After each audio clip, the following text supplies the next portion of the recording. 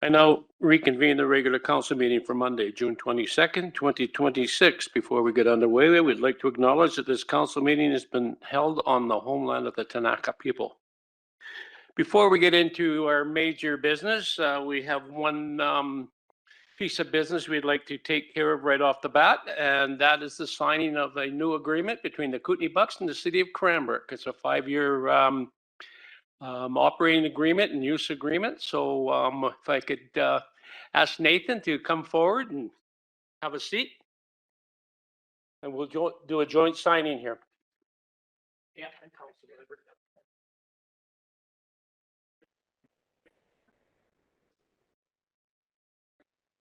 Amazing.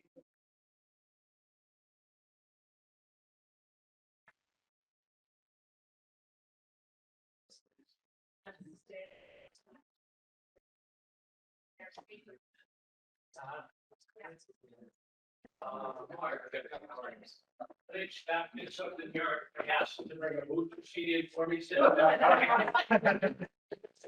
There you go.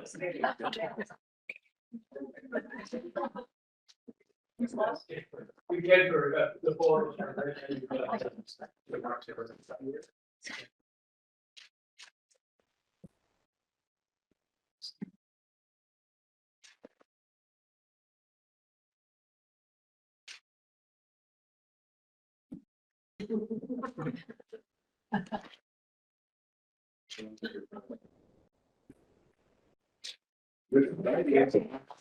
Excited.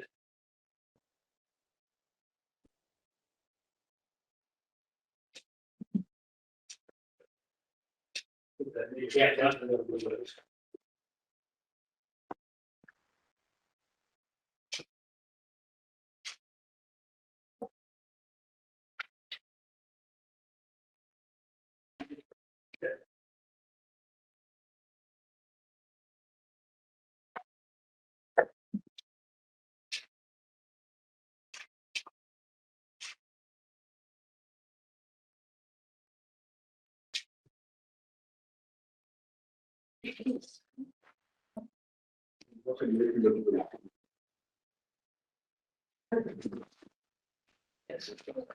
budget cuts.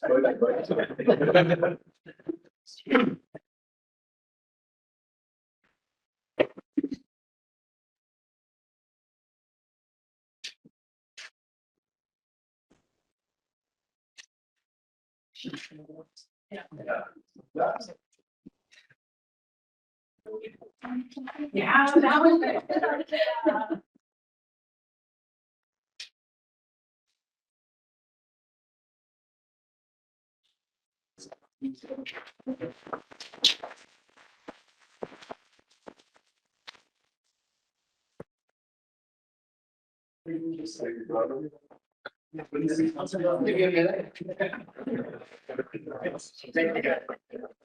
I think so.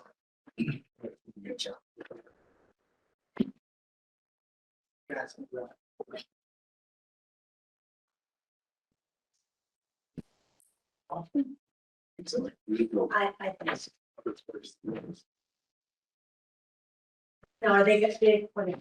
It's up to you guys. Yeah, we have to get it back. Thank you so much. Thank you.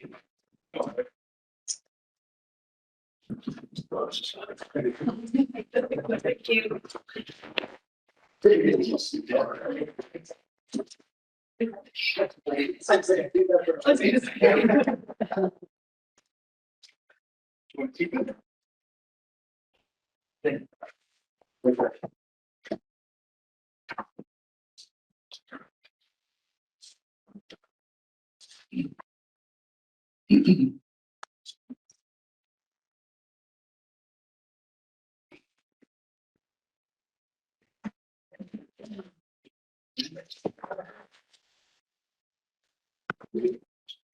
Hey, you can always check into So thank you very much, Nathan. Thank you, Chris New, working on the agreement. It's been working on it for probably the last 2 years on the extension. I think this is a very fair agreement to both sides, and we look at working with the Bucks over the next 5 years. I think we'll probably see some initiatives that are going to be shared between the Bucks and the city, probably culminating from this agreement. So really looking forward to it.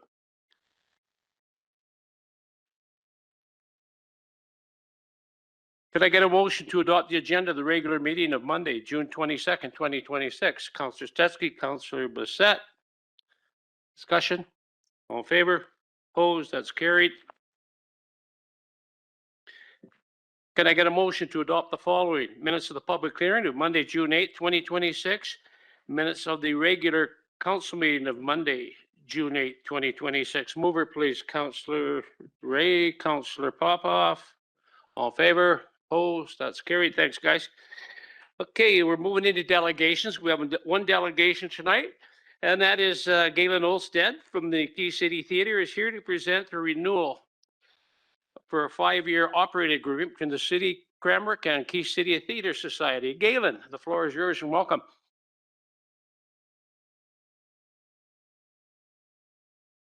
Great, thank you very much. Galen Olstead, Key City Theatre, Executive Director. I have with me today President of the Society, Michelle McHugh, along with our Vice President, Leslie Molnar.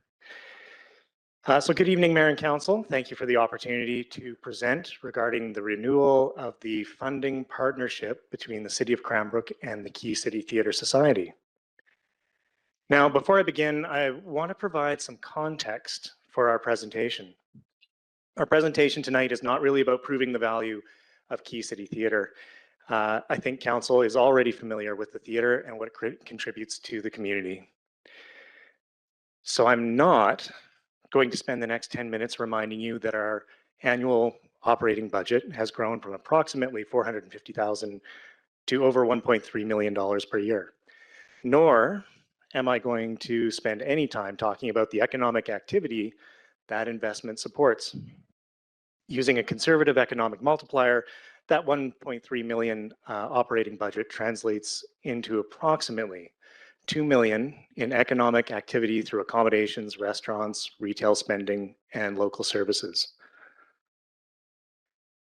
And I'm not going to talk about how Key City Theatre presentations have grown from just 14 presentations a year to approximately 45, or how additional facility use and rentals now occupy more than 200 days annually. And I'm not going to talk about that we have more than 45,000 people now participating in activities at the theater every single year. And I'm not going to dwell on the fact that the organization has evolved from being primarily a venue into a producer of major festivals, community events, and cultural initiatives. And I'm certainly not going to talk about any of the accessibility improvements, regional partnerships, community leadership, or any of the other things that have happened over the past decade.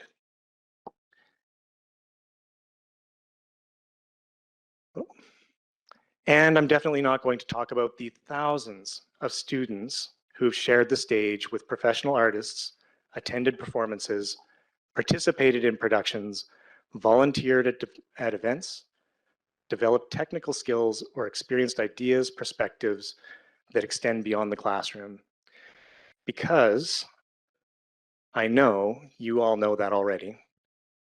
What I would like to talk about is how we got here. Because none of those things happened by accident.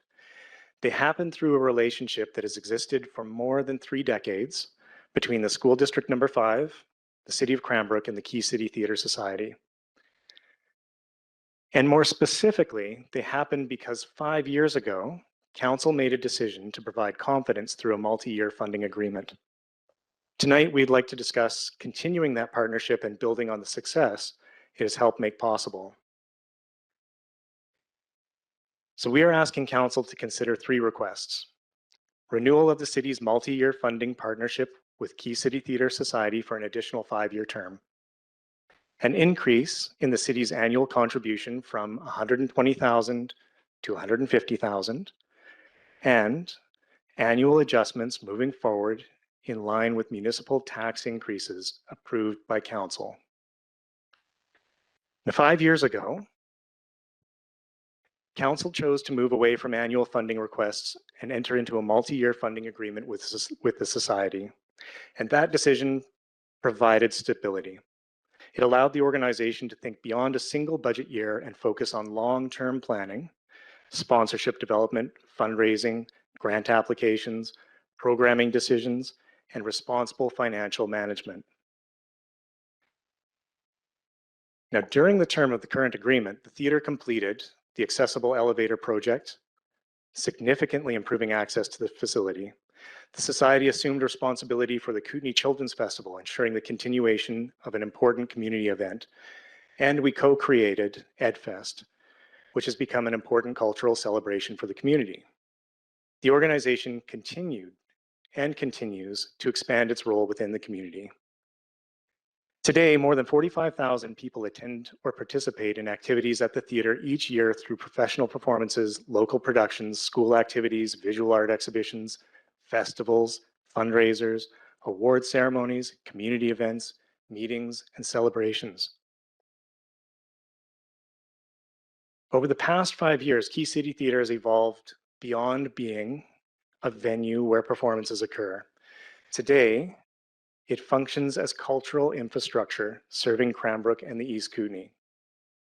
Like recreation facilities, libraries, parks, and other civic assets, the theatre contributes to quality of life, growth, community identity, tourism, economic activity, education, and community connection. It provides a gathering place for residents, supports local artists and organizations, attracts visitors, and hosts community celebrations. Now, these initiatives and activities were not requirements of the agreement itself, but they demonstrate what can happen when an organization is given the confidence to plan, invest, build partnerships, and respond to opportunities in service of the community. Our first request is the renewal of the city's multi-year funding partnership for an additional 5-year term. We're requesting renewal because the current model has proven beneficial. The current agreement has provided stability, accountability, and predictability for both organizations. More importantly, it has produced results. We are not asking council to try something new. We are asking council to continue something that is working. The second request is an increase in annual funding from $120,000 to $150,000. The requested funding level of $150,000 reflects the Society's assessment of the level of municipal support required to maintain a sustainable operating model over the next 5 years. In developing this request, we reviewed current operating costs, projected inflationary pressures, community service levels, and the role that theatre is expected to play in Cranbrook.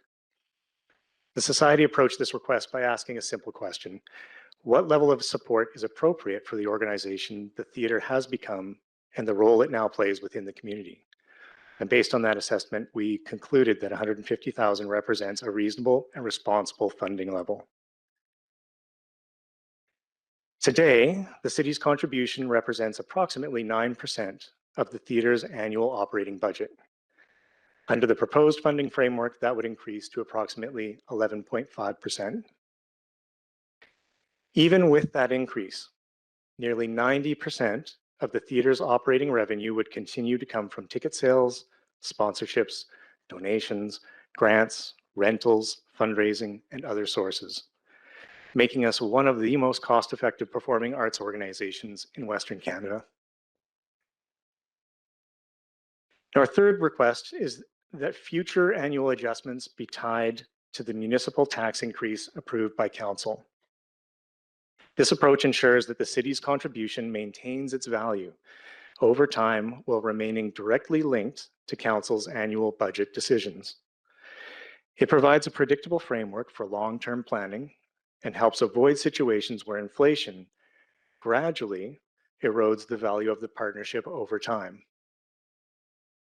Taken together, these requests are intended to provide predictability, sustainability, and confidence for the partnership moving forward.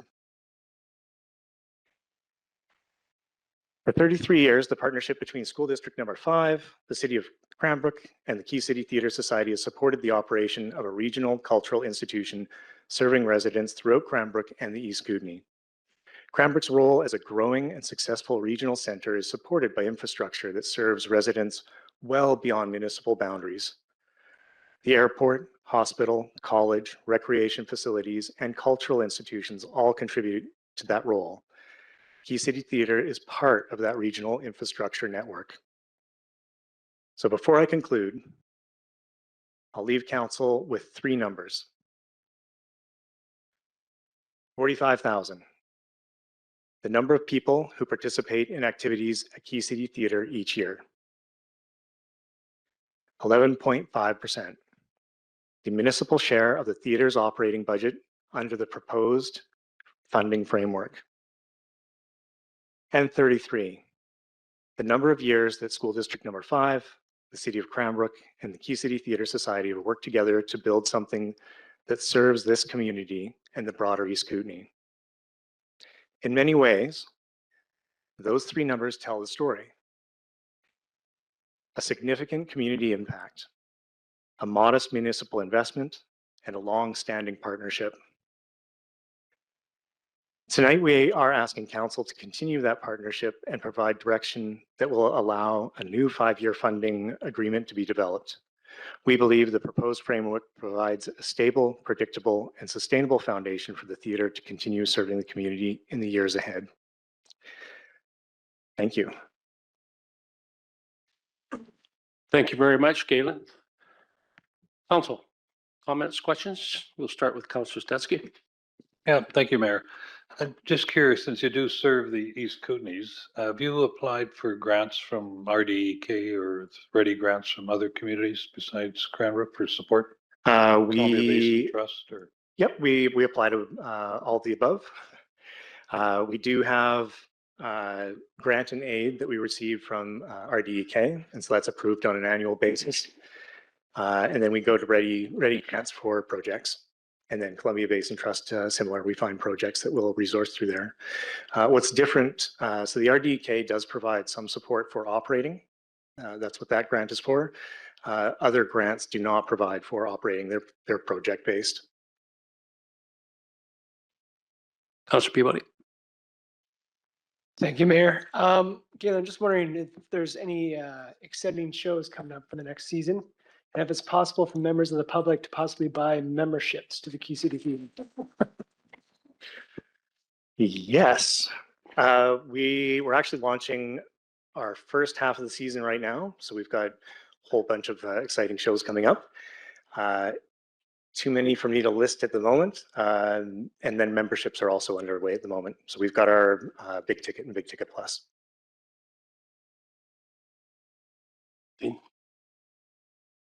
Councillor Papa. Yes, thank you, Mayor. So congratulations on your success. I mean, I've lived here for only 36 years, and I can remember the beginning to where we are today, and it takes a whole community and regional, as Councillor Stetsky says. So if Cranbrook is contributing 9% of the overall, and you did mention the regional district, but is Area C in the regional district specifically contributing a certain percentage? And are you able to tell us what that is? Correct. So Area C is contributing. It is less than 9%.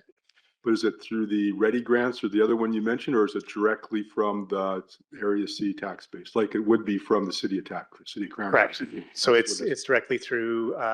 So they have a grant and aid program, and we apply annually through the grant and aid program through Area C specifically. So you're asking us for direct city taxpayer money for now 11% That's not what Area C is doing. They're doing grant and aid, which is a separate piece, I believe.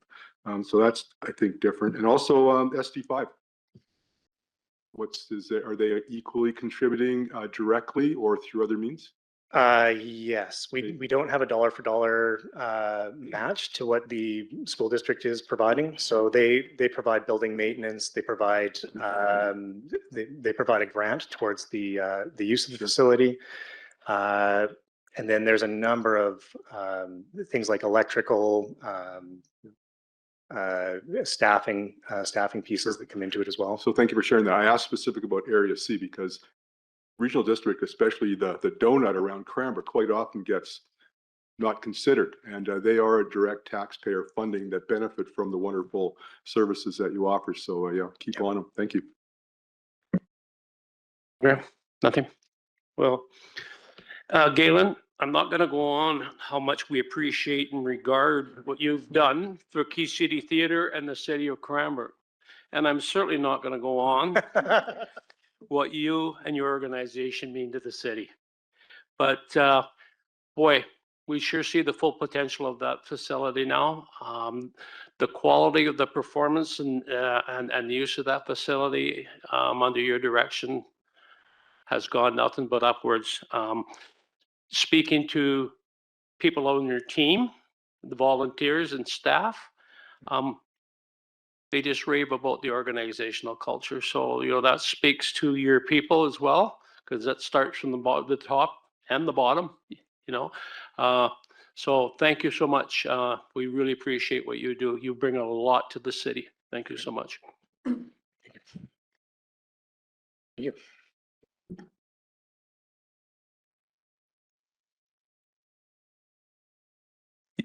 You weren't hoping for a decision on that raise tonight, were you, Galen?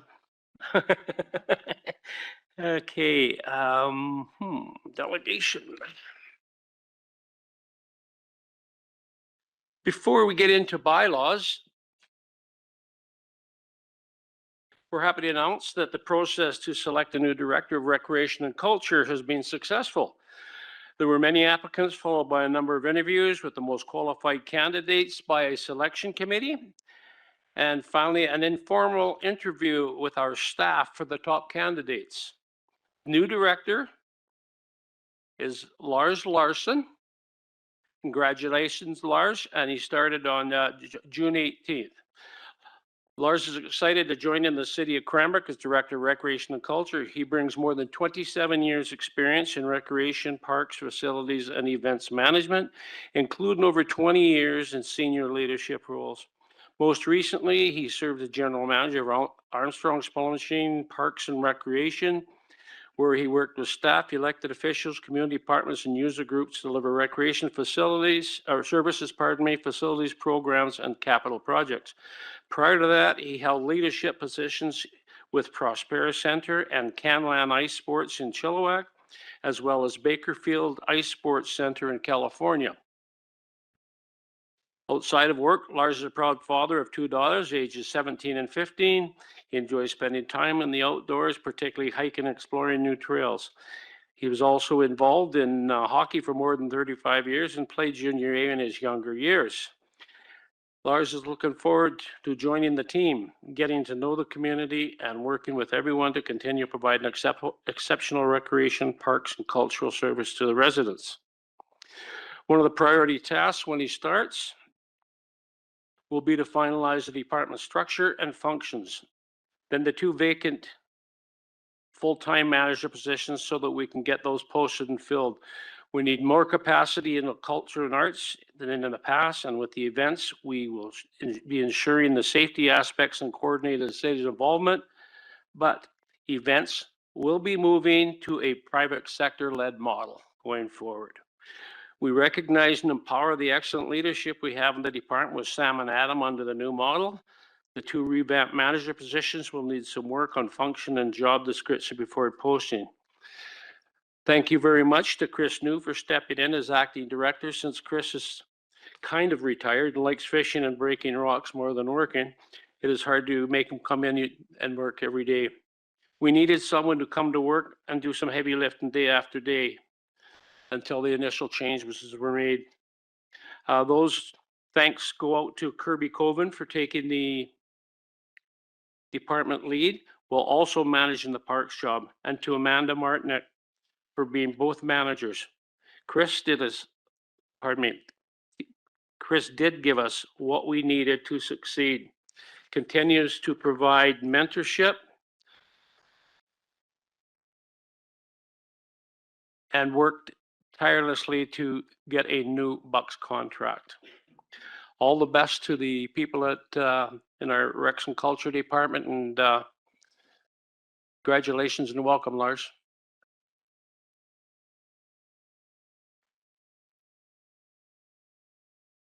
Moving into bylaws. First bylaw for consideration tonight is from Engineering Development Services regarding zoning amendment bylaw number 4246, 2026 for text amendment regarding the R6,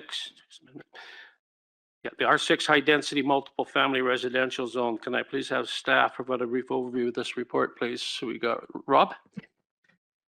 Good evening, Mayor and Council. So I'm here on behalf of Connor as he's away. So I thought I'd present this so we could give him the time off he wants or needed. This application is brought to us by BC Housing in conjunction with Cover Architecture for the property located next to the current shelter on 16th Avenue. BC Housing had purchased the property in 2022-ish, I believe they indicated in their summary, with the intent of hopefully building supportive housing. The property is currently zoned for R6 high density, so it is zoned for multifamily and it has been for some time. The reason that you're considering 3 readings tonight is under the new legislation for housing that was implemented by the province, where a bylaw amendment is consistent with an official community plan, and for the proposed development where it's whole or in part related to residential development, we're prohibited from holding a public hearing. So we just have to send out notice advising of the no public hearing provision. With respect to the bylaw amendment itself, there's 2 amendments proposed. The first one relates to the allowable density for the property. So under the R6 zoning, the zoning allows for 120 dwelling units per hectare. Based on the parcel size, the property can facilitate about 46 units doing the math. The proposal by BC Housing is actually for 50 units. So while it might seem like a big jump or something, it's actually a marginal number, an increase of units. So from going from 46 to allowable 50. So it'd be 50 supportive housing units. And the second amendment is to accommodate the supportive uses associated with the housing. So given that it's R6 high density multifamily, the zoning doesn't allow for things like support services. It allows for daycares and a couple other things, which is traditional to the multifamily zoning. The proposal here would be to allow support services as an accessory use that's site specific. So that means that wouldn't be allowed everywhere else. So it's being allowed to be considered on an individual basis. And ultimately, the goal is to facilitate a 50-unit supportive housing development with support services for those residents as they transition from the shelter into more permanent housing. From the city's planning perspective, particularly with respect to housing, as we all know, we've been down the road not numerous times talking about housing, and this is one of the significant needs in our housing strategy, and it's in a significant gap. So it is an exciting proposition that we could end up with additional 50-unit more permanent homes in Cranbrook and working with BC Housing. And something that's unique with respect to this project is that it's being run through a new program they're calling DASH. And there's a bit of a description in the staff report. And there's a few communities that were chosen to work on this as I don't want to say it's like a pilot, but we're a select number of communities, and it's intended to get housing built faster. So this DASH committee that the city's a part of, staff is a part of, consists of BC Housing, specialists in the field, architects, city staff, and it's called the BC Housing Digitally Accelerated Standardized Toolkit. So the goal is eventually to ultimately build a standardized template for housing that can be used. So we're kind of one of the model communities for this, with the goal of essentially, I think when we were in the early meetings, was to try and take the construction time, or I guess idea to construction, and basically cut it in half. So we could be looking at 12 to 18 months to get construction started versus close to a 3-year period, just given how the government organization works. So it's the use, again, is consistent with our OCP. It's designated high density, zone high density. The parcel is just a little bit too small to facilitate the 50 units. So that's why the request is being forwarded to just allow a maximum of 50 units rather than try and do the math at units per hectare. It kind of made more sense just to establish a density cap and then add those accessory uses to facilitate the supportive services that would be part of the overall development. So So no full plans yet. We don't have any details. That's still in the works. That's why there's no like drawings or anything. But in the package, there is the included correspondence from BC Housing that they've been sharing with the neighborhood and in the public as to what kind of is being proposed and what to look forward or what to look forward to. So, yeah, if there's any questions, I can answer them. Thank you, Rob. I got the motion here, and then maybe we'll go to questions. Can I get a motion that council give first reading to City of Cranbrook zoning amendment bylaw number 4246, 2026? Mover, please, Councillor Ray. Councillor Bissett. Discussion. Councillor Popoff. Yeah, thanks, Mayor. So Rob, we're not approving the rezoning to allow this construction to occur. That's already in place, and that's by virtue of the BC provincial government decisions. So we're just basically tweaking to allow a couple more extra units through this amendment. Is that the gist of it? We would be, we being council, if the bylaw is adopted, it would allow them to increase the number of units in a zone which already allows for multifamily. So the distinction is moving from about 46 units to 50, and then adding the accessory support services, which is a component which wouldn't have been allowed under the current zoning. Yeah, So for the public record, we're not approving the rezoning. That was already done by the. it's in place, correct? Thank yeah. you. Oh, thank you. Councillor Teske. Yeah, thank you, Mayor. Much needed project. Those of you that have lived in Cranbrook for a while will remember Salvation Army having a proposal to provide this kind of housing more than a decade ago. Unfortunately, it never took place. But this is a much needed step in terms of helping people move along in their lives. Councillor Graham. Yeah, thank you. Yeah, I think that there's definitely a need for this, but I do have some concerns with the location. And what I mean by that is, and Councillor Popoff did bring up the fact that for the most part, if it was 46 units, we wouldn't be here, but it's 50. So I feel like we still make a decision on this. And I worry because when I look at the track record around some of these places, and we can look at the SROs that we've seen in Vancouver, in just a short time frame, they become a different place from where they were intended to be, because we build supportive housing, but the province doesn't provide the support to the people that need the support.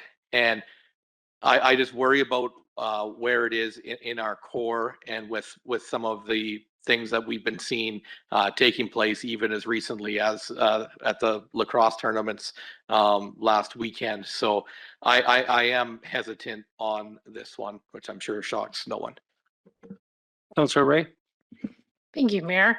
I'm very pleased to see this support from the province. We've worked hard to build a positive working relationship with the province and with BC Housing. And this is a positive result from that. So this is going to continue to build out our housing continuum. And as is noted in the materials from BC Housing, when folks have stable housing, they're in a much better position to then benefit from other support services and to work on positive, healthy choices. So I am fully in favor of this motion. Thank you. Councillor Bissett. Thank you. Rob, sorry, Mr. Fagg. We do have other area supportive housing facilities in the community, don't we? We have other, not quite like this, I don't think. No. I mean, we do have, we have seniors housing that has the supports built into them, for example. We have other organizations that do provide housing, such as, Canadian Mental Health, CMHA. We have Aquatantanum who provides housing, but this is a little different because it is that continuum of the housing that the province is providing. This is the type of housing that really isn't covered by those other types of organizations. Okay. So this would be, I think, probably a first in this format, I believe, in Cranbrook. in that the way it sounds like it's designed, like they're not fully independent. They're kitchenettes. Right. There's a communal kitchen. So it's that transition from shelter to more permanent housing. From my understanding through the DASH meetings, people, they pay rent. There's like, Yes. it's getting to that next step. And then of course, then after that, you could get into perhaps a subsidized housing development, that, so it is that kind of lower end of the spectrum continuum Okay. that we're really needing. So we have things kind of like it, but not exactly like it. This would be, I think, a first for Cranbrook. Sure. And there are what they refer to as wraparound services, and there is some supervision and other people in the building monitoring what is going on and working with the clientele. Yeah, that's my understanding. I believe that Yeah. the intent is to have the services in place, and it's going to be run by an operator like many of the other types of facilities. Those details, we're still in the early phases. Those, I guess that'll be up to BC Housing. I'm sure they have a procurement process to get operators, those types of things. So there's still more details to be ironed out, but this amendment will then allow them to kind of move forward to say, yes, we can build a concept and a plan and design around a 50-unit supportive housing project, and then Right. we go from there. And so what we're being asked to do is approve the change so that there are those supports in place, which seems reasonable to me. Correct. Yeah. And I think that is what the community wants. We want the professionals there to work with clientele.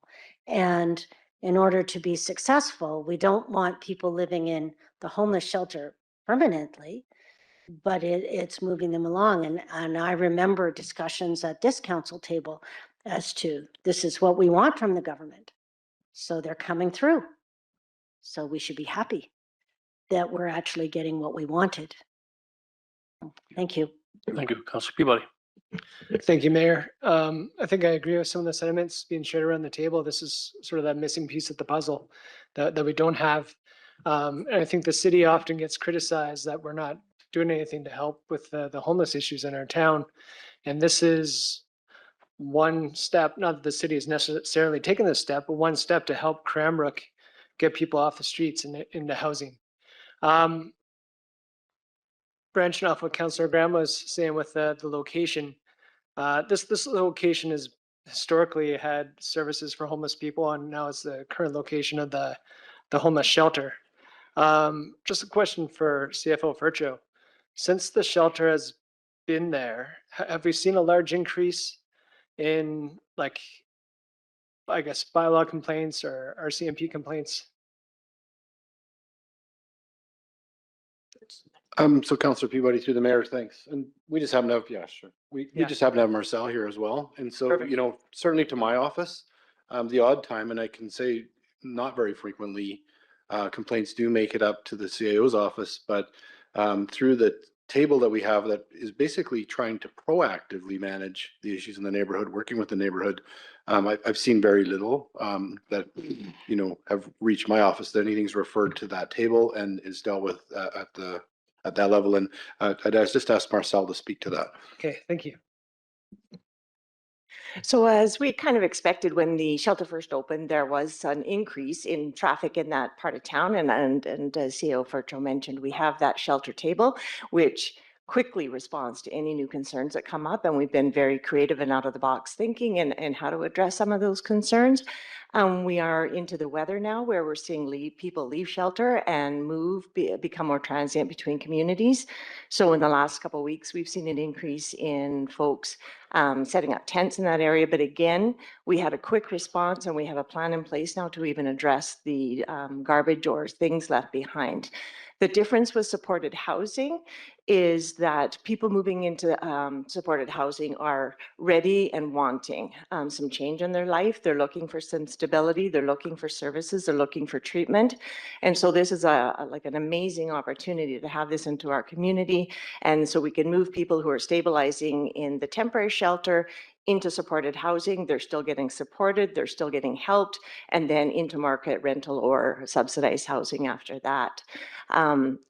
My belief from talking to other communities, their experience with supported housing compared to, say, shelters, is that it does not bring a big addition of crime or social disorder to the community. It actually helps stabilize, provides some continuity to services, things like that. So I think it is going to be a very positive thing for our community. It's going to have hiccups and bumps like every new project does in a community.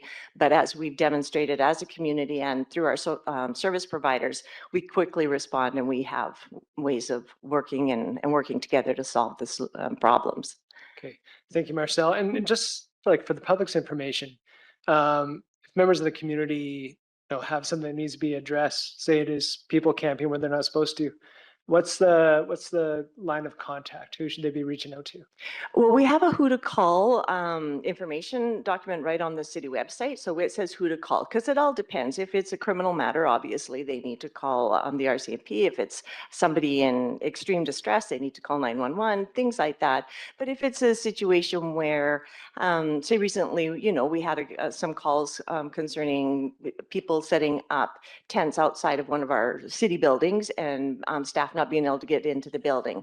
So one of our service providers was approached, are you able to do something about this? We quickly came together, we've created a plan, and now we have somebody going through there every single morning to make sure that things are cleaned and sanitized for anybody wanting to come to work to a building. So there are numbers and different organizations that are on those sheets. We can put we could make sure that we've put it out on Facebook again of who to call, because there definitely is a plan in place on who to call depending on what the concern or situation is. Yeah. So it sounds to me like I guess it's hard to control, what's happening in our community, but it sounds like you're actively dealing with issues as they arise. I would say Cranbrook is leading the charge in dealing with the things that are happening in our community. We have a good social organization that has been well supported by our mayor and council. Everybody's kind of working together to strategize on how to solve the problems. We have good relationship with RCMP and with bylaw, and we are not going to just eliminate homelessness. We're not going to be a community with zero problems of homelessness when nobody has solved that equation yet. However, we are definitely looked to as a community who that is taken a good charge in this and definitely having success. Okay, yes. Thank you. Singlefer, should you have a comment? Yeah, so thank you, Mayor. I just wanted to kind of bring back the conversation. Like we're talking about, the shelter residents, and we're talking about people showing up in tents that we're starting to get a lot more, like as Marcel said, as summer approaches, you get a lot of this folks just random camping throughout town with the visible homelessness. And so that's not the clientele that we're talking about here. So the supportive housing is the folks that are ready to graduate out of the shelter. Like this is not the tenting people. It's not even the shelter people. It's the people ready to leave the shelter, ready to take the next step in their life. This provides them a housing situation to model after what it's like to rent your own place with some supports to graduate from there. So this isn't that very difficult population. That is the shelter and that is the tenting people. And that table is exactly designed to deal with those impacts in the community. And one last question for you, Marcel. Can you just mention some of the membership at that table? I think that's important for people to know. Oh, I think we're covering just about everybody. We have bylaw, we have RCMP, we have all of our service providers, we have a faith-based organization, we have the Ministry of Social Development and Poverty Reduction, we have the city at the table, we have interior health,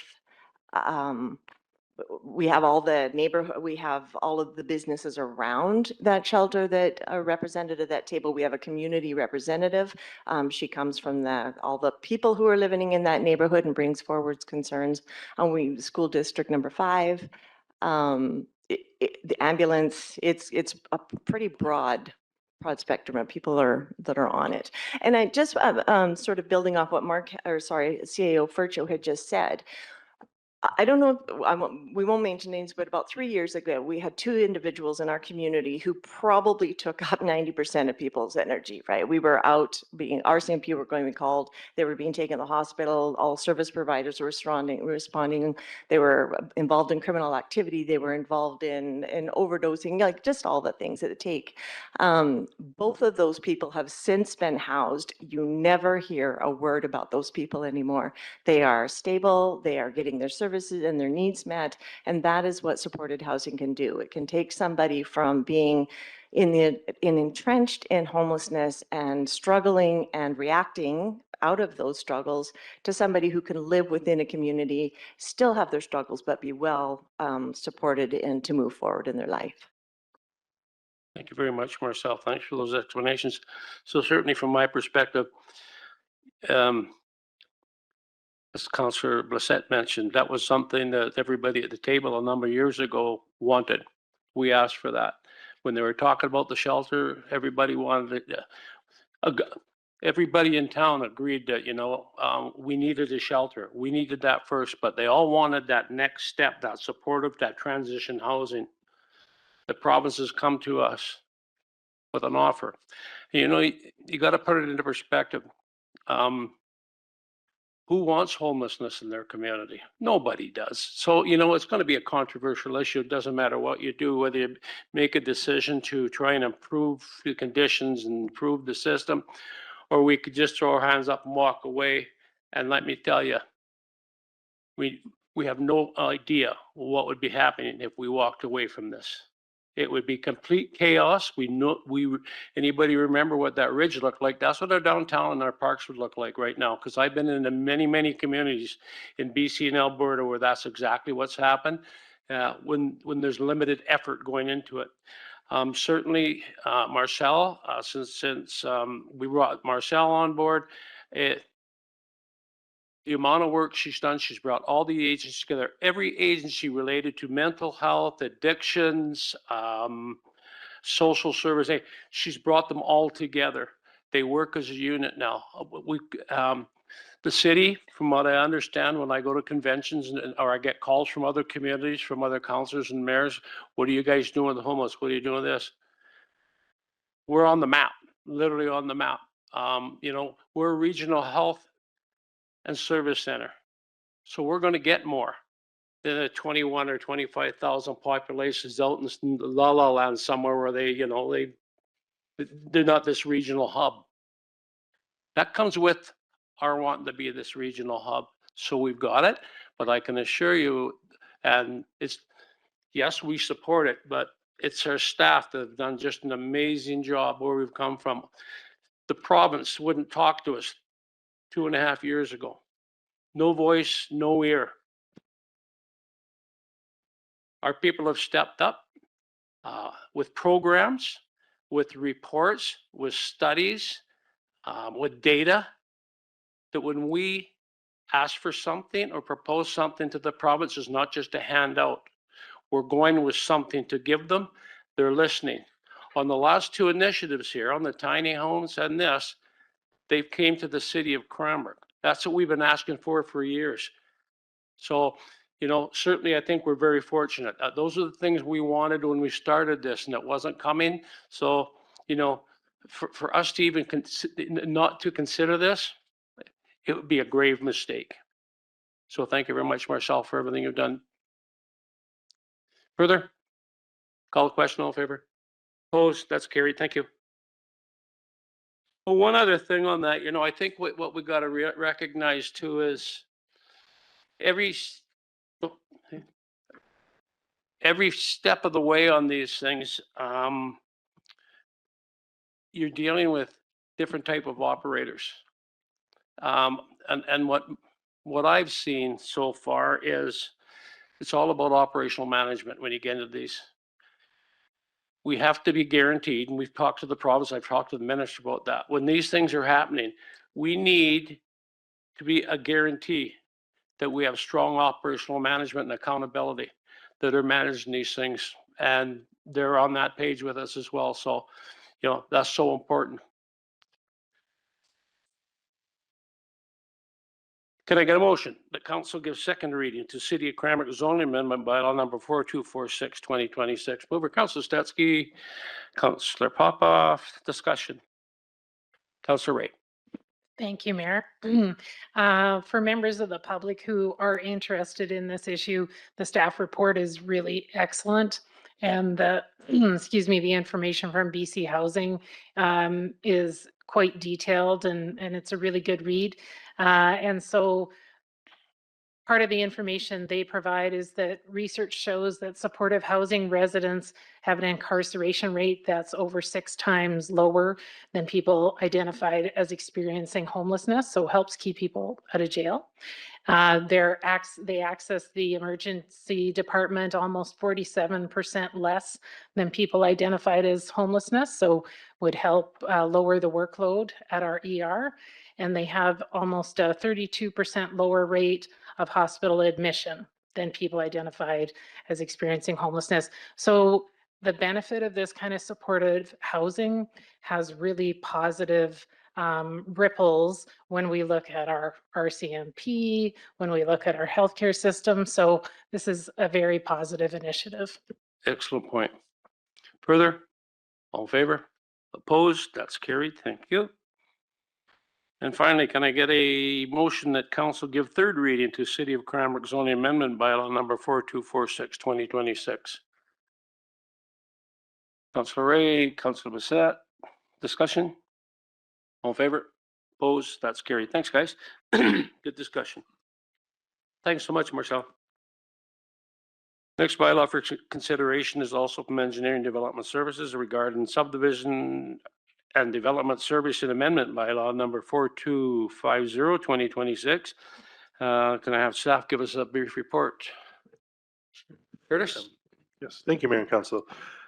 Bringing forward an amendment to the subdivision and development servicing bylaw that's fairly operational in nature on several fronts. The major significant reason for bringing this forward is to put developers on the same footing, essentially.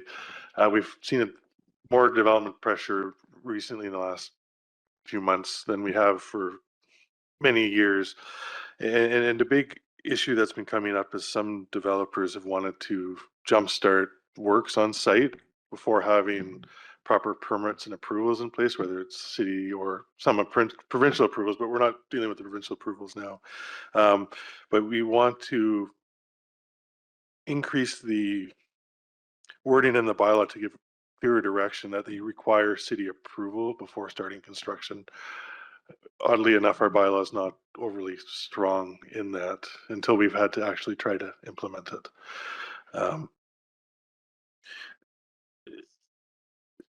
So we're bringing forward wording in the bylaw to do that. Also updating the violation and penalty sections of the bylaw to help enforce that. Should we have to go to that point beyond actually giving warnings? And also introducing a stop work order section similar to what the building bylaw has, but for development works, not just the structures. And that's to both reduce liability for the developers and the city, because it's always awful to have a developer have to reinstall something differently because they've put in the wrong water service size or something like along those natures, or sewer service size. The other ones are to delegate the conversion of existing buildings to stratas to the approving officer instead of city council. We haven't had any strata conversions in many, many years. I think it's been 14 or 15 years since the last one. But right now it would have to come to city council, and it is fairly operational in nature given our policies and procedures. So we're looking at updating that so it doesn't have to come to council if it meets the guidelines.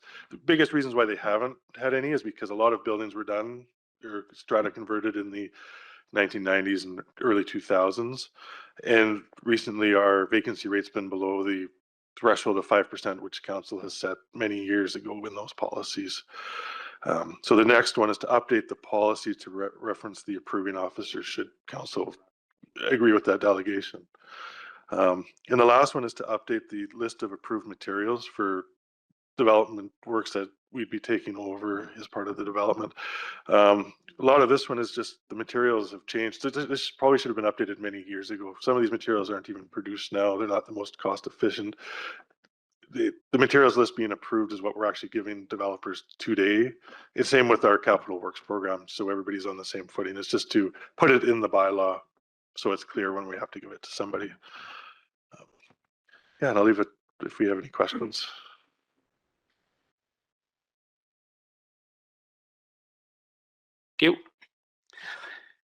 Can I get a motion that council give first reading to subdivision and development service and amendment bylaw number 4250, 2026? Councillor Popov, Councillor Peabody. Discussion. Councillor Ray. Thank you, Mayor. It's very exciting to see the development that's going on in our community. And I think these kinds of updates are part of the continuous improvement at the city, right? We're very, very pleased to have all the activity going on, and it goes hand in hand with these kinds of just process improvements and updates. So I'm happy to support this motion. Thank you. Further? All in favor? Opposed? That's carried. Thanks. Can I get a motion that council give second reading to subdivision and development service and amendment bylaw number 4250, 2026? Councillor Blissett, Councillor Ray. Discussion. All in favor? Opposed? That's carried. Thank you. Can I get a motion that council give third reading to subdivision and development servicing amendment bylaw number 4250, 2026? Mover, please. Councillor Graham, Councillor Popoff. Discussion. All in favor? Opposed? That's carried. Thanks, Curtis. Good stuff. Next bylaw for consideration is from the CAO's office regarding the council code of conduct bylaw number 4253, 2026. We'll have CAO Virtual speak to this. Great, thank you, Mayor. So this bylaw is before you tonight is to formalize our code of conduct by way of bylaw. So I guess just on a big picture, it doesn't take much watching the news to realize how incivil some of the work sites have become out there in the political realm. And we do currently have a policy and procedure in Cranbrook, but a bylaw is a lot more structured and firm in providing that support. The city of Cranbrook has been fairly fortunate in history with having good councils. We did hit a rough patch that resulted in the Cuff report. And as a result of the Cuff report, we did actually generate the existing policy and procedure council code of conduct. However, it's time to move into the next step of having a bylaw. There has been, because provincially, this issue is in the news in many communities that are having some struggles. So the province is thinking about introducing legislation this fall that would take over the code of conduct as a provincial regulation and nullify municipal codes of conduct. However, we're not sure if that will happen or not.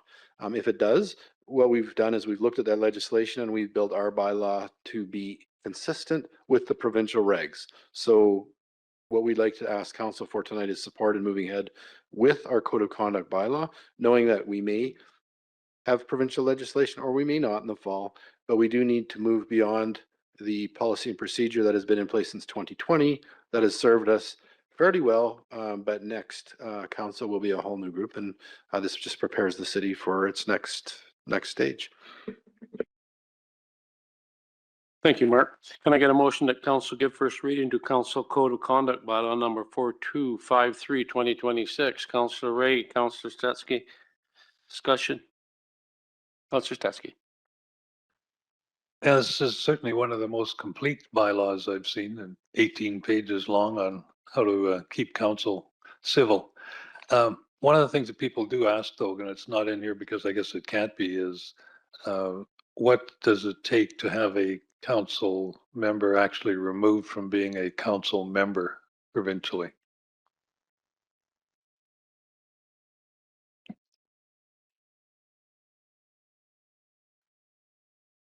I have to say thanks to Bradley for doing all the research, and what you're seeing is a reflection actually where we've adopted from places like Kamloops and Kelowna, and some of the best players out there is what we're adopting.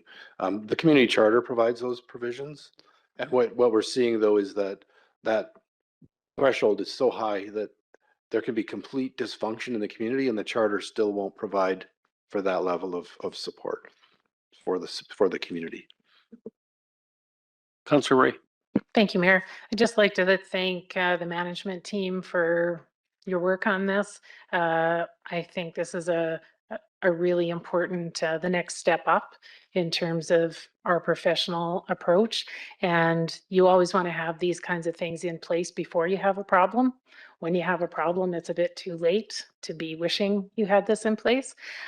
So just to clarify and make sure I'm on the right track, if this bylaw is approved, then it will kind of stack on top of our policy and procedure, like they will remain, but that the policy and procedure will just be updated as necessary to align with the new bylaw. Is that right? That's correct. The way it's been structured is this bylaw gives us bylaw strength in the code of conduct, and then the bylaw policy and procedure will still provide us with more of that operational level detail empowered by the bylaw. Thank you very much. And I'm glad to hear that because there is some additional detail, if I recall correctly, in the procedure, for example, around use of social media and those kinds of things. And that's helpful detail. So I think this stacked approach is strong and is going to put us in a stronger place. Further discussion? All in favor? Opposed? That's carried. Thank you. Can I get a motion that council give second reading to Council Code of Conduct Bylaw number 4253, 2026. Mover, please. Councillor Stetsky, Councillor Peabody. Discussion. All in favor? Opposed? That's carried. Thank you. And can I get a motion that council give third reading to Council Code of Conduct Bylaw number 4253, 2026? Mover. Councillor Ray. Councillor Peabody. Discussion. All in favor? Opposed? That's carried. Thanks, guys. Thanks, Mark, for working on that. Moving on to new business. The first item of new business tonight is from Finance regarding the 2025 annual report and statement of financial information. And we have Charlotte on hand to give up a brief overview of the report. Charlotte, floor is yours. Thank you, Mayor, Council. So the report is asking that Council receive the annual report, the 2025 annual report, and receive and approve the 2025 statement of financial information produced in accordance with the Financial Information Act. The 2025 annual report was made available to the public for public review starting on June 8th, 2026, and the public was invited to submit comments or ask questions prior to June 22nd. The annual report webpage has been viewed 109 times and has been downloaded from the webpage 4 times. 3 hard copies were picked up from City Hall, and at the time of writing this report, there were no submissions or questions from the public. The statement of financial information is a report required for all British Columbia municipalities. They must be submitted by June 30th each year to the Ministry of Municipal Affairs. The schedules are prepared in alignment with the Financial Information Act and must be approved by Council prior to the submission to the province. The schedules included in the document are long-term debt, guarantee and indemnity agreements, council remuneration, expenses and contracts, employee remuneration and expenses, severance agreements, and payments made for provisions of goods or services. I can answer questions if council has any. Thank you, Charlotte.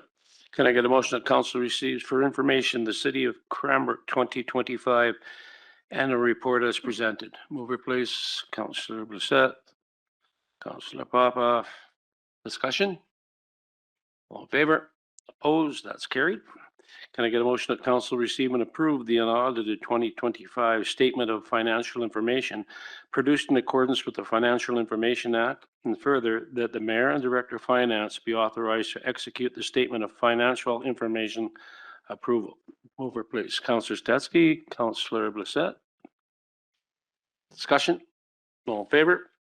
Opposed? That's carried. Thanks, Charlotte.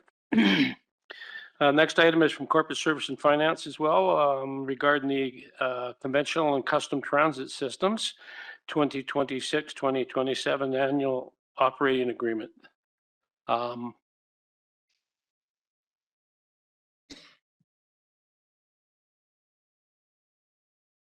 Tina? or Tina going to speak to that or Charlotte? Or both? I will present the report and Tina and I can answer questions Okay. if council Thank you. has any. Thank you, Mayor Price and council. So tonight we are looking for council to approve the 2026-2027 annual operating agreement for the Cranbrook Conventional and Custom Transit System. This is an annual exercise, and it is required to be back to BC Transit by June 30th.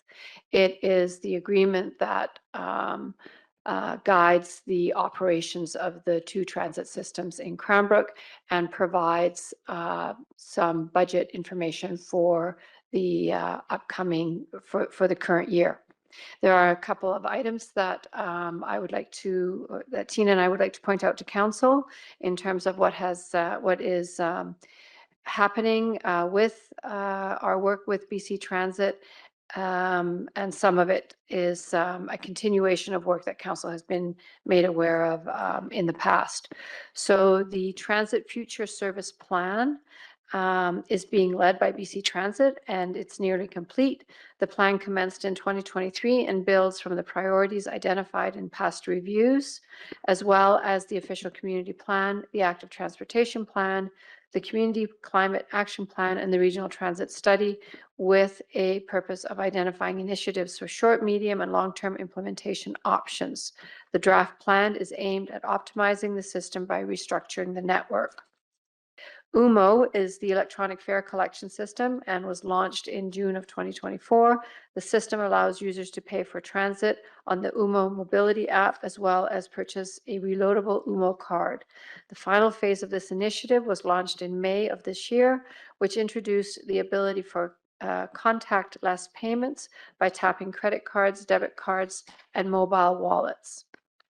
And finally, a transit system fare review was conducted and completed in March of this year and focused on producing fares that maximized revenue, attract and retain ridership, and maintain affordability. The new fare structure will be phased in over 2 years, and the first increase is scheduled to happen this summer. And a couple of additional passes were implemented with the fare review, and council has approved the implementation of those as well. That is the ProPass program, a free benefit program available to employers who would like to offer discounted transit access to their employees through payroll deductions, and the EcoPass program, which is a pre-purchase fare program that can be used as a transportation on demand, provides developers to invest in a transit fund that gives residents easy access to transit as an alternative to parking. Tina, did you want to add anything? Tina helped quite a bit with the update for the goings on with BC Transit this year. Tina works very hard with BC Transit on that. Thank you. Can I get a motion that council approve the 2026-2027 annual operating agreement for the City of Cranbrook Conventional and Custom Transit Systems? Councillor Lissette, Councillor Ray, discussion. Councillor Graham, Councillor Popoff.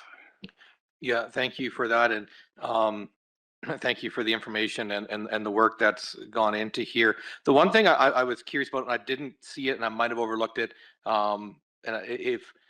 is there somewhere in this agreement, because we are starting it again, that we can actually make sure we get proper data that shows ridership per hour? I know we've asked that and they didn't quite have the systems in place. Can we put that in here? Because that's definitely an important number for us when it comes to budgeting and to actually see the whether the use of the transit system is worthwhile or not.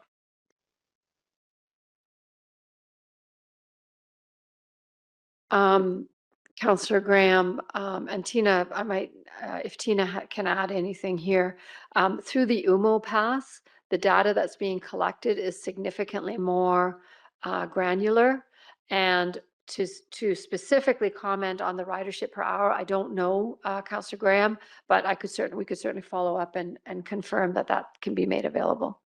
Thank you. Just because it's a matrix that's used extensively throughout the transit networks in North America. So be able to have that data then can show us what usage is and what costs are as we're making decisions down the road. Thank you. Councilor Popoff. Yes, thank you, Mayor. Thank you for this report. Last time the transit folks were here to talk to us, they were talking about looking into the future.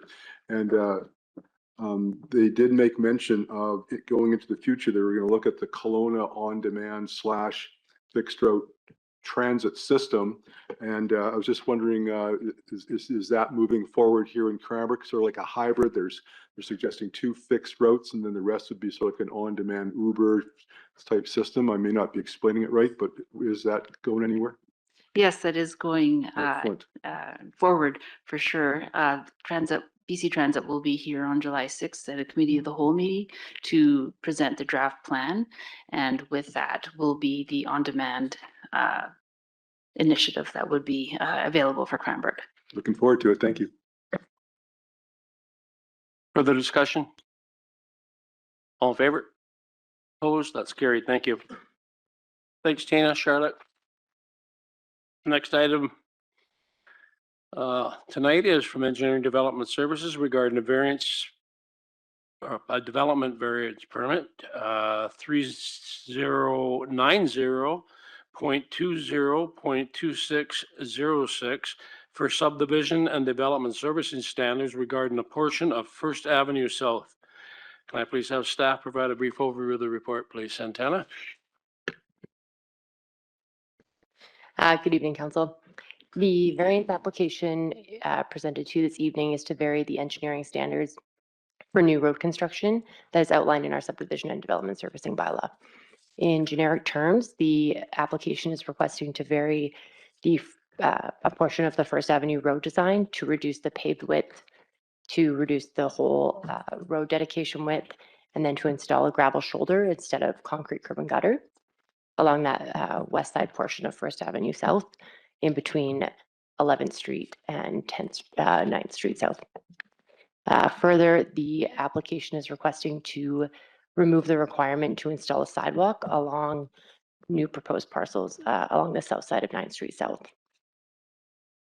The property is subject of a subdivision application under review right now, which is proposing a medium density development consisting of 11 residential lots made up of 4-plex dwellings. So there'd be a total of 44 units.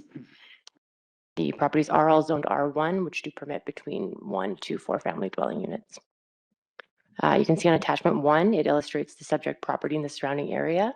It is surrounded by a mixture of different densities between high, medium, and low, as well as located within 200 meters of primary bus routes, both the existing and the future planned ones from the transit plan.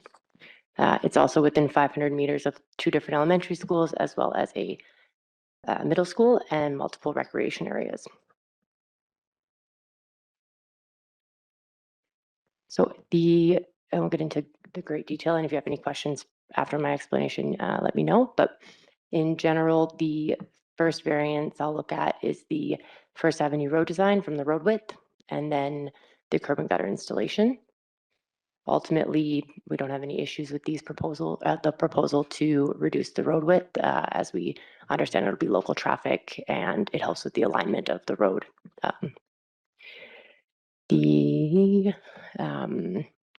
Specific to the curb and gutter installation on First Avenue, staff are not generally supportive of varying this standard as it suggests rural standards in an established neighborhood. We understand that there'll be significant traffic, foot traffic and pedestrians, active transportation users, as well as other vehicles. So this permitting a gravel shoulder as opposed to a curb and gutter could just essentially offload the maintenance and future costs and future expenses to the city. Variance number 2 is specific to the sidewalk installation. In the subdivision and development servicing bylaw, we have a standard for special circumstances where if there's a higher standard of service, the approving officer or city engineer can impose that. This section of town has the subdivision bylaw typically only requires sidewalk on one side. But because this portion is just, it would create a gap in the sidewalk connections in a fully developed neighborhood at the end of this project. So this sidewalk is being requested as that higher level. And as the property is proximity to schools, transit, and recreational opportunities, sorry.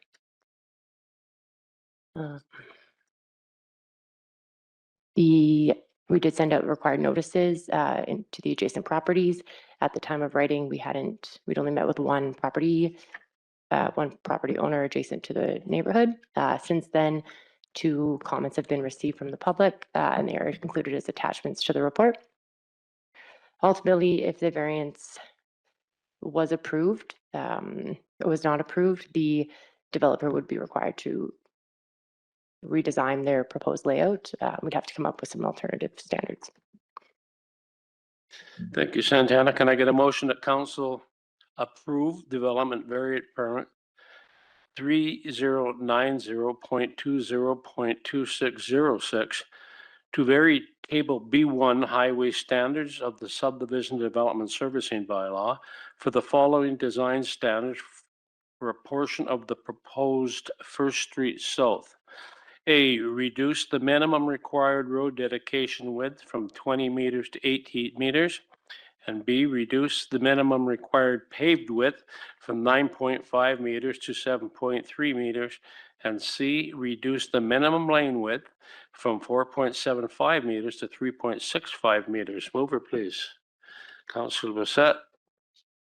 Councillor Peabody. Discussion. Call the question. All in favor? Opposed? That's carried. Next up, can I get a motion that council not approve a variance to table B1 highway standards of the subdivision and bylaw, or pardon me, subdivision and development servicing bylaw to vary the requirement to install curb and gutter to only the east side of the proposed First Avenue South? Councillor Stetsky, Councillor Bassett, discussion. Councillor Pop. Thank you, Mayor. So if the one side of the road did not have the curb and gutter, what would be the long-term impact?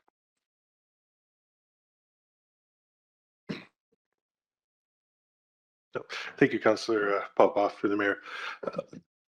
The impact is a gravel shoulder in an urban area. From an operational standpoint, the city public works would have to go in and re-shoulder it every so often because the gravel wears out. It goes onto the road. There are people biking and walking, we assume, in a neighborhood of this density. It could cause problems with bicycles, especially the road bikes, weeds. The other thing too is if people are driving over it to park, with not having an adequate shoulder all the time, the asphalt can tend to break apart essentially, gravel. So there is more operational costs in maintenance on the long term, where it's just curb, it's the upfront cost. That's really the big concern. Thanks, Chris. Councillor Graham. Yeah, thank you. I just had just a couple of quick questions. You answered part of it there with Councillor Popoff's question, but how is this different than like if we look at like Peggeroot Avenue, that's gravelled extensively on one side. So how does this make that any different? Can we look at it through that lens, or is that a totally different scenario?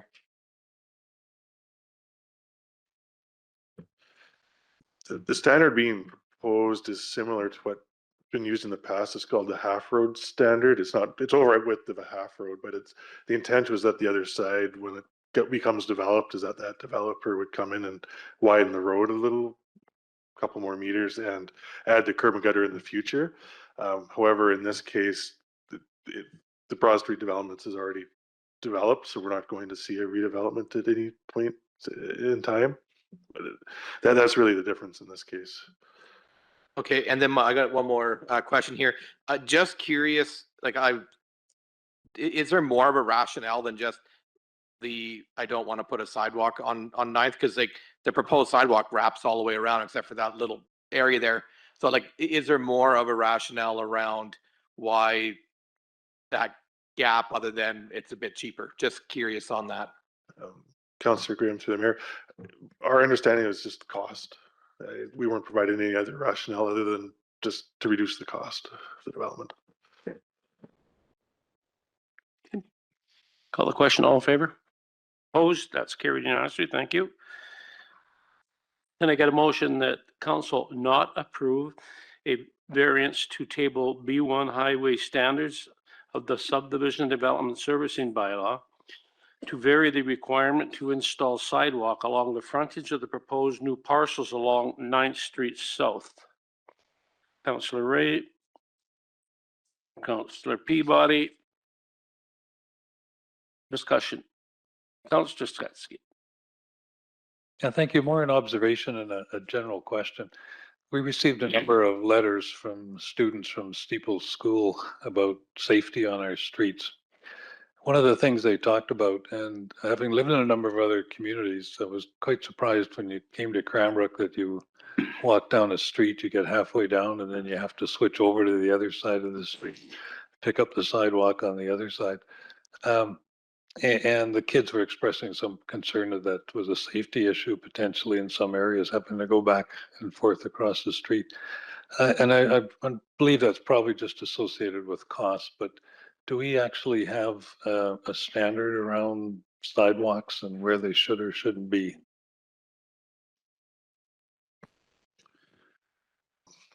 Councillor Stetsky through the mayor. So the bylaw now requires sidewalk on one side in low and medium density residential developments. It only requires sidewalk on both sides when it's high density development. However, it really doesn't, this bylaw doesn't define what the difference is between medium and high or medium and low. We're kind of relying on the zoning bylaw, which is a separate bylaw. But in terms of what side sidewalk, historical practice, but it's not in writing or in policy, was that the one sidewalk was on the development side closest to City Hall. However, in practice, that sometimes been followed, but sometimes it's been the shortest side to keep costs down.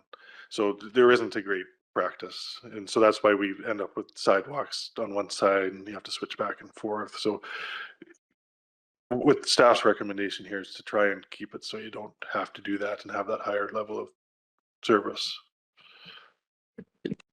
Councillor Papa. Yes, thank you, Mayor. Curtis, let me know if I got this wrong, but for the sidewalk along the south side of 9th Street South, showing on one of the diagrams, it shows that there's only a segment that's associated with the property, and there's another segment that's in a different color, and then there's the sidewalk. So are you talking about wanting the developer to put a sidewalk across the entirety of 9th, even though by that one diagram it shows that it may not be the developer's property? Councillor Popoff through the mayor. Page 4 of 9, the light blue shows a segment of that 9th Street that may not be the owner's property, or is that just green trees that are? So currently it shows that part of that side is into the center of the street, and then the remainder of 9th Street is not in the center of the street. So who owns that little strip between the dark blue and the light blue?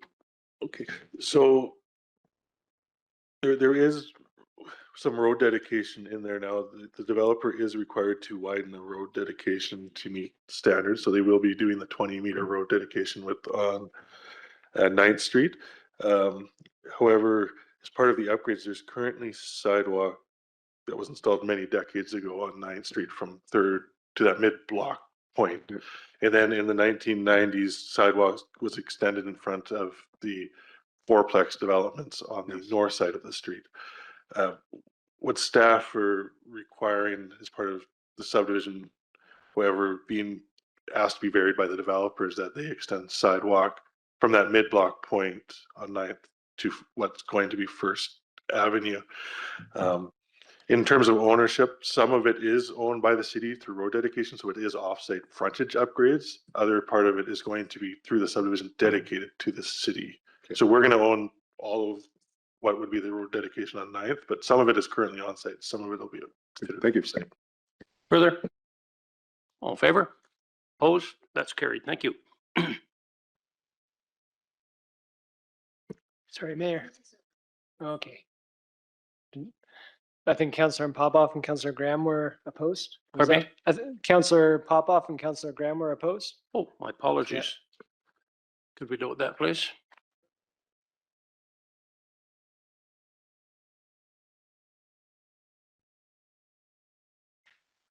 The next item tonight is from Engineering and Development Services regarding Covenant XG 33113 for Spruce Ridge at 100 10th Street South. Can I please have staff give us an overview of the report, please?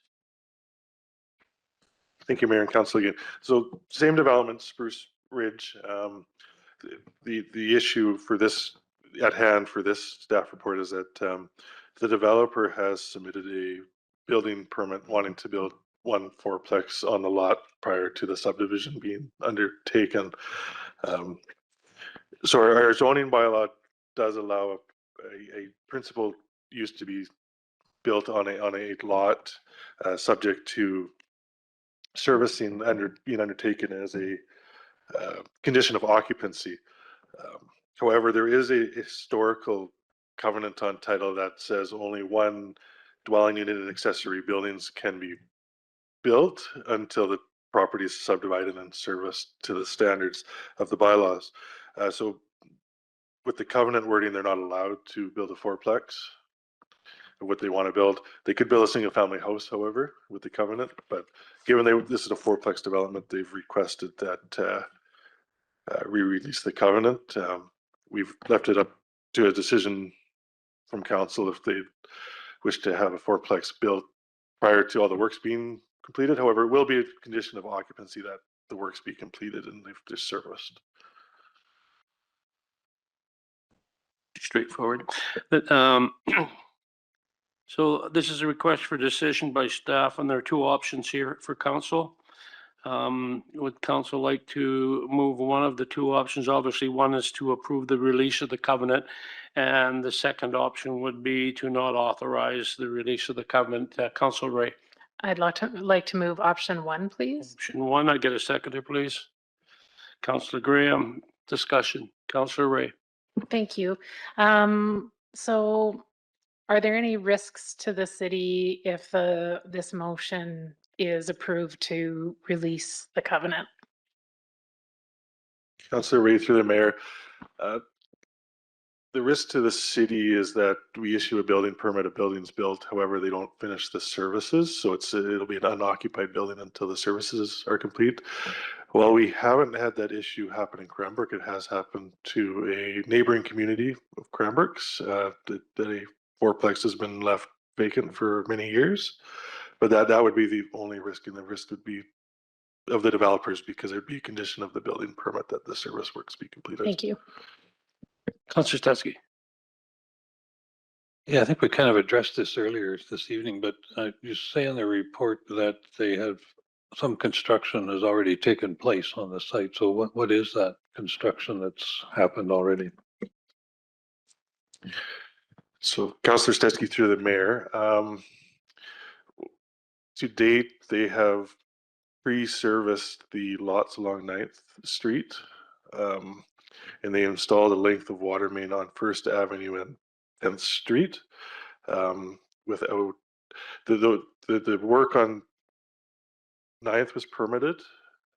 However, the water main installation on 1st and 10th was not. So they were asked to, or with the limited provisions of the bylaw we asked them to stop work until we had approved plans in place. So it is one of the developers why we brought forward that amendment earlier.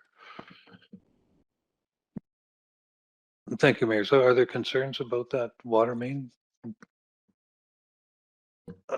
Councillor Stetsky through the mayor, the water main, if the install itself, not that I'm aware of, it's just that if the council didn't approve the variances, it could be in a misalignment of in conflict of other works that need to go on if they had to install a wider road. The other is that if these other works aren't completed, they wouldn't have adequate fire flow in the area to meet our bylaw provisions of today. So So if they won't be required, as far as you know, to replace it, dig it up, start over? Or is it too soon to say? At this point, given the variances that council has approved, I don't believe they'll have to dig it up, but I still have to do a detailed review of the drawings, given what's been approved through this variance. Further? Call the question. All in favor? Opposed? That's carried unanimously. Thank you.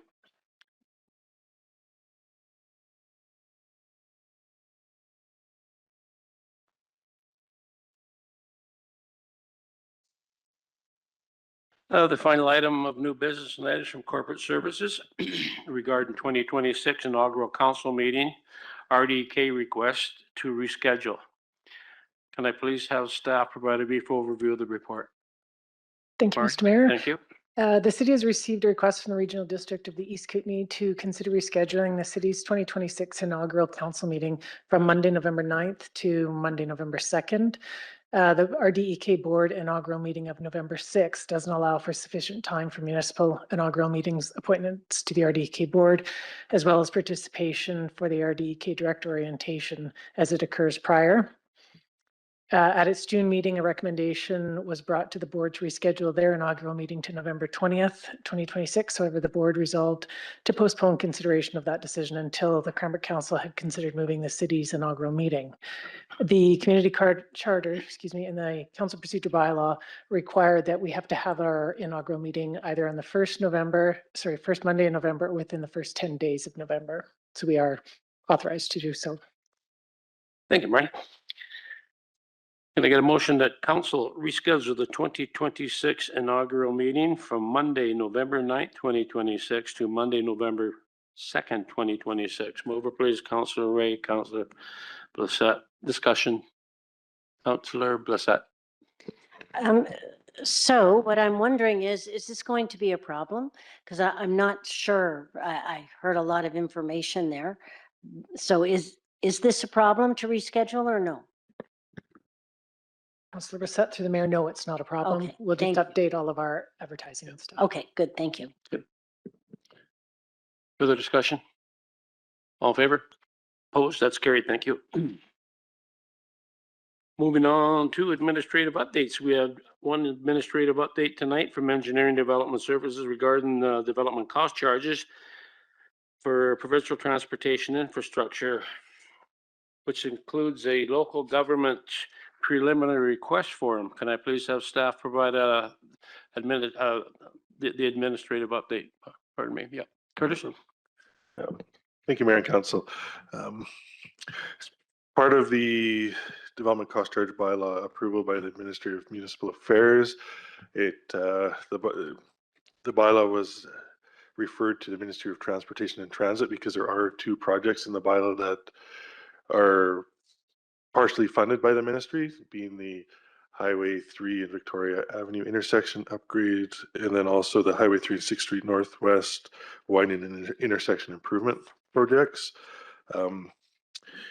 It's a fairly new process given its change in legislation just previous year with Bill 44, I believe. But as part of the requirements of the form that we had to fill out as staff is that we notify council that we've filled out the provincial transportation infrastructure local government preliminary request form. All it is outlining the rationale and the background behind the projects. The projects themselves, put a little note in the admin update, is that they're fairly significant to the development that we've had approved by the ministry in the last little while in our key corridor, Victoria Avenue, and in that surrounding area. A lot of these bylaws that have been referred to highways probably wouldn't have been approved if we weren't working with them on these reports that were completed number of years ago. So our local ministry branch was happy to see the form filled out and these projects in our bylaw and moving forward. Yeah. Thanks, Curtis. Council, questions, comments? Okay, much appreciated, Curtis. We're moving on now to correspondence. We have 2 items tonight. First one from Catherine Stashen, dated June 5, 2026, regarding Lot 5 Parnaby Road. Received for information. Councillor Graham, and then Councillor Peabody. Yeah, just the response back. I just had a couple questions about it. And if it's dusty, like, and I know they mentioned it unsightly, I just surprised that we wouldn't go out and just have a quick investigation of it. Like, bylaw is supposed to be complaint driven, and if we've got a property that isn't, you know, like I know, like up at Wildstone, it's dusty, but they're actively working it, so that's to be expected. But if it's just sitting there being a dust bowl and we get a complaint, why wouldn't bylaw go and at least have a look and then report back rather than saying no?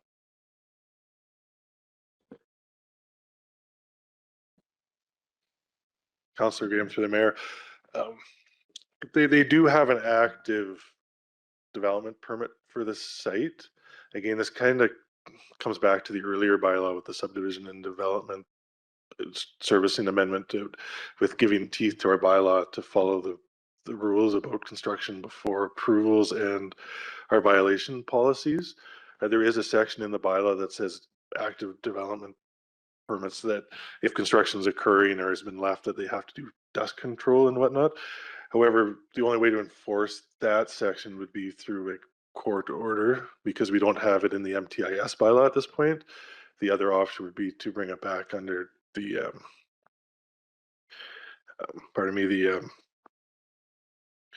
the bylaw where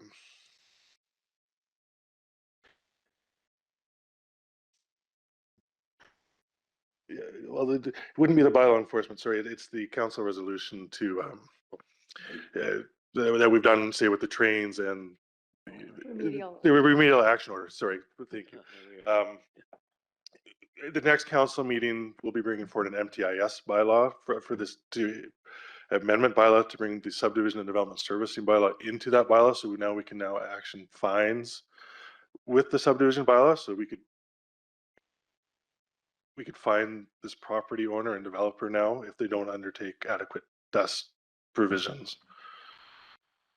Just a supplemental, if I may. Certainly. Yeah, and I guess the thing is I look at like bylaw, or when we receive a complaint like this, like, it's a very forward-driven, customer service-based thing.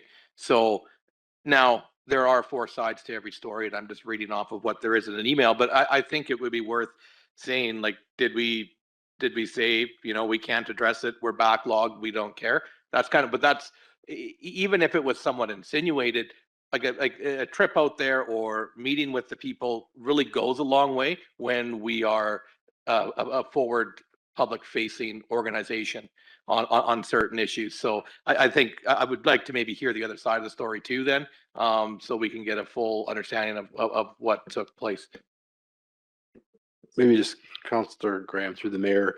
So when we did receive this complaint came in, it was forwarded to staff, and that is what's driving some of the changes as Curtis had outlined.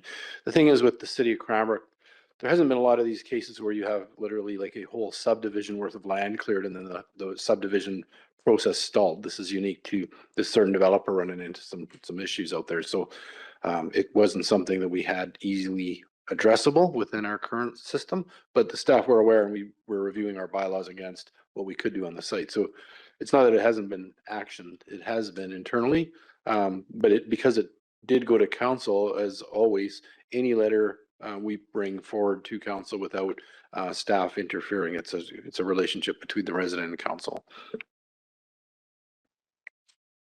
Councillor Peabody.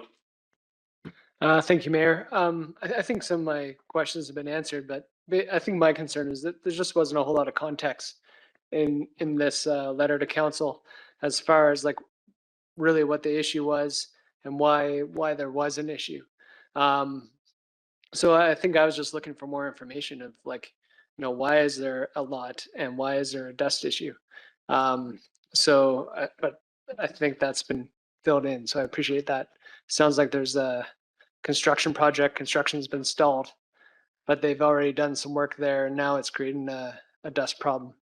Councillor Peabody through the mayor. Yeah. So as I was saying, it's a kind of a unique for Cranbrook because essentially they had cleared a very large area for quite a considerable development and then the project stalled.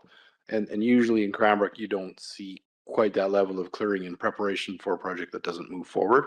So it's just one of those situations that we didn't really have a lot of experience with. Councillor Ray. Thank you, Mayor.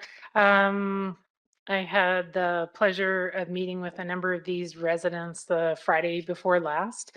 And I think one of the key takeaways is that although they are residents of the city of Cranbrook, they feel that they could really use some support and feel that they are indeed residents of the city of Cranbrook and that their concerns are heard just as any other residents would be. So I think if there's anything we can do in the way of support, that would be much appreciated.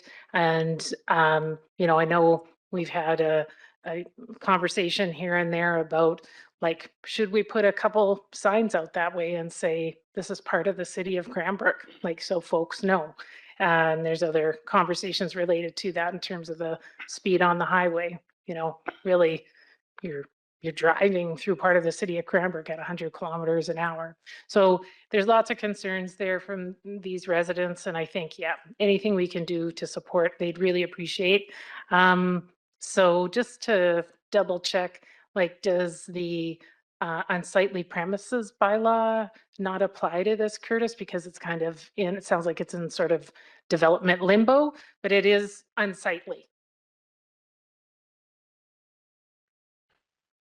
And if you don't have the answer right now, that's okay. Well, Councillor Ray through the mayor, I don't have the answer right now. However, because of the active development permit, it may be an issue because it still technically could be under construction. However, there is provisions in the subdivision bylaw that requires dust mitigation efforts. However, the only way to enforce that is for us to go to court over that. Yeah. So the next council meeting, we plan on bringing forward an MTI, the municipal ticketing system amendment bylaw, to bring that bylaw in. So if council agrees with that, by the end of July, we can start issuing tickets for them not undertaking the dust control work. Yeah, and I think this is really good news, as we mentioned earlier in the agenda, that we're continuing to improve and updating what we need to do accordingly. So I appreciate that. However, as staff, we will go back and we can look at our bylaws and bring, if council wants to take another method forward, we could look at an unsightliness or a remedial action order, if that's the way council would want to go, to have them remediate the property if development's not going to continue. Councillor Statsky. Yes, thank you, Mayor. So the short version is, I think I've heard that staff have heard the complaints, they're acting, making some changes, and you'll let these people know that their concern has resulted in some positive changes going forward. Correct. Maybe if I could just Virtual. Mayor Price through to Councillor Stetsy, as we do with all correspondence from the community, like staff we try not to interfere, so to speak, or filter that conversation. It's allowing a pure conversation of residents to have absolute first rate say directly to council with no interference or filtering by staff. And then the conversation that happens at the council table is what we typically reflect back to the resident after the fact. In this case, because it did touch some operational issues, we have been doing some background work, as you've heard. Yeah, so we're good leaving this in the CAO's hands. Yes, thank you. We have another piece of correspondence here from Brenda Burley, Manager of Events and Development. Key City Theatre faces a Pride sponsor request. I've got a motion here that council received the correspondence from Brenda Burley, Manager of Events and Development, Key City Theatre, dated June 15th, 2026 regarding Faces of Pride sponsor request. And further, that council approve sponsoring a portrait in the amount of $250, source of funds council contingency. And further, that staff notify Key City Theatre Society to apply for support through municipal grant programs in future years. Do I have a mover? Councillor Peabody. Councillor Ray. Discussion. All in favor? Opposed? That's carried. Thank you. That brings us to Mayor and Councilors reports tonight. Let's start with Councillor Stetsky. Thank you, Mayor. A couple of things. Of course, we had the Spirit of the Rockies weekend, and along with that, the new ambassadors for the next year were selected. And we've been really fortunate to have absolutely great youth representing Cranbrook as our ambassadors, and that's going to be the same going forward. One of the things that I noticed, and I guess this will be up to a future council or future society though, since 2011, which I guess when I first started getting involved, we've seen an increase in the number of male ambassadors coming to Cranbrook to help celebrate with our youth. And I'm wondering whether it might be something we should be considering going forward. One of the communities that came up on stage had both a youth ambassador and a vice ambassador who is female, and an ambassador and vice ambassador who were male. So just put that out there as something to think about for heading into the future of Cranbrook. As you know, we no longer call them sweethearts. Well, I wouldn't have minded at one point if somebody had, maybe my wife called me sweetheart at one point, but they changed the name to ambassadors for a specific reason. And I think we can have both male and female ambassadors potentially going forward. Other thing I want to mention, of course, is Saturday is a big day, and I'm not sure whether the mayor is going to talk a little bit about FIFA and the events, but that evening, of course, the Symphony of the Kootenays, in conjunction with ACAM and the Tunaha, are holding a concert under the stars at Fort Steele that evening. So if you don't have tickets, there's still some available. It's going to be a really quite a memorable evening out at Fort Steele. So that's Saturday, this coming Saturday night. Concert starts at 7:30. Councillor Peabody. Nothing to report. Councillor Brissette. I just wanted to congratulate the Spirit of the Rockies organizing committee. I think things went really well. And thank goodness the weather cooperated, and that made a world of difference. But no, things seemed to be well run. The parade was great. And I got to, be there with my grandchildren, and they certainly enjoyed all of the candy they received and started eating at the time. And then of course the events over at Belmont Park. And certainly, we were able to accommodate the strongman, like an ever-growing festival, which is wonderful. So it's so nice to have those central fairgrounds there and to be well supported in such a community event. And I really thought like the kids play zone was wonderful. And, quite an improvement over back when my children were kids. So anyways, congratulations. And thank you to my fellow counselors who were there on the float, waving their little hearts out, and good job. Thank you, Councillor Ray. Thank you, Mayor. Thanks to my colleagues for sharing on all the fun stuff. I have 3 items that are more work related that I just wanted to share with our management team. So at our last council meeting, we discussed the cycling safety for kids who are going along 4th Street South towards Tam Roberts, and just the safety concerns to cross 11th Ave South and 7th Ave South. And so as noted in the minutes, we're considering for 2027 potentially painting crosswalks and possibly concrete bulb outs like we have over by Laurie School. And just my request to the management team for their consideration, if there's any low cost, very doable safety improvements that we could do in advance of the September 2026 school startup, I would just ask that we consider that. And as a layperson, as a non-engineer, of course, I have no idea what all the legal details are and all the requirements. And so there are details, and I know our team is very well aware of those, but just, if there's anything we can do before the 2026 school startup, I would I leave that in the very capable hands of our management team.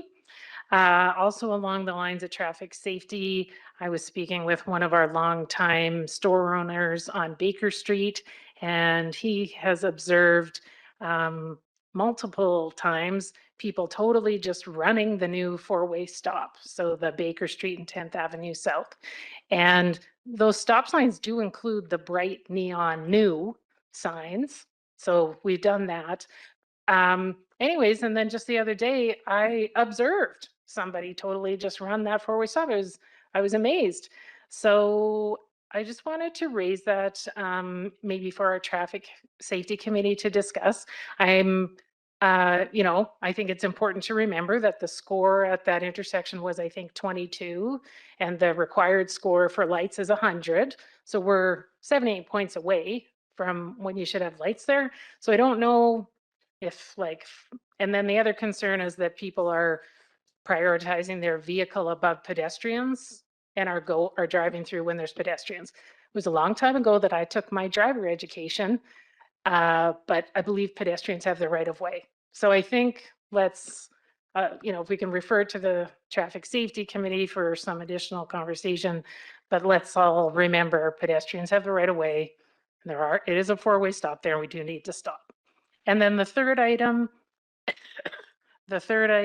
sorry, is just from our Legion. It's a great working relationship between the Legion and the city, and we have, been working with them on this cenotaph fencing project. And it's wonderful to see lots of use in Rotary Park, but we all know there's some conflicts when folks are looking for seating and they sit on the edges of the cenotaph because there's a bit of concrete there where you can sit. But of course, if any of us went to a cemetery, we would not sit on a gravestone. And I think we have to remember that the cenotaph is a collective gravestone. So it's not for sitting on any part of the cenotaph. And I know it's very tempting when Rotary Park is busy and you're just looking for a place to sit. And so that's why we've been working on this fencing project. And the Legion has raised $10,000 towards this project because they know it's important and they wanted to contribute. So I just wanted to raise that for management. I think the handshake understanding is that the new fencing, which will prevent sitting on the cenotaph, but still look nice, that it would be ready for Remembrance Day this year, which is going to come very quickly. So perhaps at a future meeting, if management could report back on just where things are at. And I know the team is very busy and there's lots of priorities, but it'd be great to have this ready for Remembrance Day. Thank you, Councilor Papa. Yes, thank you, Mayor. So as others have said, Spirit of the Rockies this last weekend, the sun was out and families and everyone had a great time there, and we are growing. So that's encouraging for the community. I think even some of the sporting events were deferred from this weekend to other weekends just because it's growing and growing to that same point. So we are building more interest here in our community. And of course, a number of us attended the Youth Ambassador Showcase, and as usual, it was incredible. And the one thing that caught my eye, and I mentioned some fellow council, was not only do we have some, the talent show segment, some beautiful singing and dancing or musical instruments, but this year there was a real a difference. Along with those, there was gymnastics, exercise. There was a karate demonstration. There was a video of one of the ambassadors that does horse training, and fitness, weightlifting and everything. And these are our grade 10 young women who are taking on all this diversity. So congratulations, and I look forward to what they're going to come up with next year. Thank you. Councilor Graham. Yeah, thank you. Most of it's been covered. Spirit of the Rockies was great. Strongman was great. lots of activities, so I won't belabor the point, or I could babble on for about 5 minutes and recap, but I think we're well capped. I got a couple quick things here. Cranbrook's participation community challenge is going very well. This is the first major entry into Cross Canada Challenge for us. We were in third in June 9th, dropped to fourth late last week. This week we are number one out of 1,700 communities. Our entry is driven by volunteers and good support from city staff. Most of the previous year's successful communities, Richmond, Hay River, Red Deer, have dedicated staff that they put on this when they have it. So ours is really a volunteer effort here. So to be ranking where we rank, and this is to win $100,000 in grant funds towards recreation and to earn the honor of being the most active community in Canada. And certainly, you know, with our, if you look at our demographic, that would be quite an award. We have probably a higher seniors population than the average community in Canada, and we have very healthy seniors. They have a lifestyle here. That's why they're here, for lifestyle. That certainly promotes and adds to the community. So we need to, the push is on here and down the final stretch. We've already had good registration date, but we need to be more successful. The deadline is the June 30th deadline. So you can register. Chris has some details on our city website where you can register as well. So, and when you register, it'll ask about a physical activity. Everything counts. As long as you're honest and knowledge, walking, hiking, gardening, strength training, anything across the board, as long as you're active.